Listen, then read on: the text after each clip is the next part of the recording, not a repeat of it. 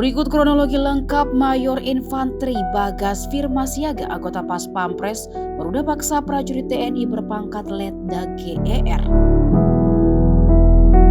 Terungkap pula bagaimana modus yang dilakukan Mayor Bagas sampai bisa masuk ke dalam kamar hotel Letda GER.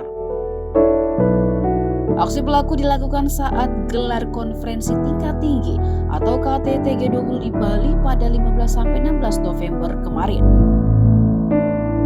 Diketahui tindakan tidak terpuji Mayor Bagas tersebut dilakukan dengan modus berpura-pura melakukan koordinasi.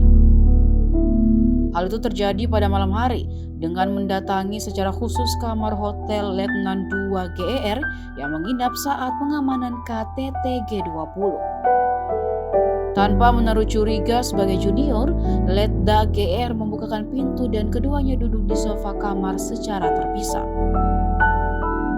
Namun karena saat itu kondisi Letda GER sedang kurang fit, tiba-tiba badannya merasa lemas.